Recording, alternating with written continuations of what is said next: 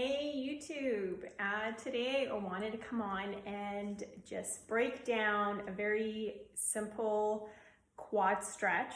The quads are located on the front of the thigh, on the top portion of the thigh, and this portion of the leg is under constant strain. So when we're sitting, when we're walking, when we're running, all of those activities are definitely causing the quads to get strained.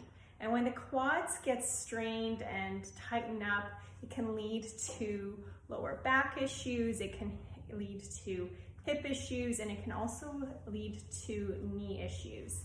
So it's important to know how to take care of tight quads. The stretch that I want to go through today is called on the run quad stretch. And basically, I call it that because you can do it anywhere whenever you're on the run, or just incorporate it very easily into your everyday life. And it's a quad stretch that I'm sure all of you have performed at one time of your life. So very, very common quad stretch. The one thing I have found though is a lot of people that perform this stretch might not be isolating the quads maybe quite right. A lot of people that I know do the quad stretch don't feel any stretch at all. So I'm gonna just give you some pinpoints that will help you isolate that region a little bit better and get the most out of that stretch. So let's go through it. So it does require you to stand on one leg. So if you need a little bit more support with balance, grab a chair or get close to the wall. I have my trusty chair here today. And I'm going to be stretching out my right quad. So when I'm going to be stretching out my right quad, first of all, I'm going to be standing up nice and tall. I'm going to bring in my abdominal. I'm going to tuck in my navel. So if you think about your belly button, I'm going to try to push it into my lower back. And that's going to help to support that lower back region. And then what I'm going to do is I'm going to grab my right ankle or the right upper portion of the lower portion of the leg, or you can also grab a towel to help you if your flexibility isn't there. I'm going to grab my ankle here, and what most people I find do is when they do that, they let go of their abdominal region. So straight away, once you have grabbed your ankle, tuck in that abdominal region, and then the next thing is a lot of people's leg flares out.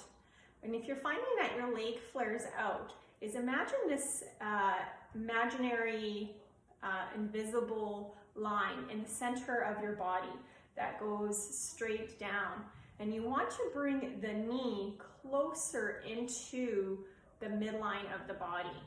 When you do that, you are isolating the stretch a little bit more, making sure that we, number one, have our navels tucked in, our abdominal region, making sure that we're not flaring out the hip. What I mean by flaring out the hip is a lot of people, when they're giving the stretch out, they say to flare out the hip. In this case, I don't want you to flare out the hip. I want you to tuck in that abdominal and get the knee towards the midline and making sure that you're not flaring out the hip. And what that does, it helps to isolate the stretch towards the quads and not incorporate more of the hip flexors. And once you stand there, when you're in this stretch, holding it for a good 30 seconds. And this is a really quick, diverse stretch. You can do it really anywhere. You can do it when you're standing for your groceries. I've definitely done that. You can do it when you're waiting for your coffee in line at the coffee shop.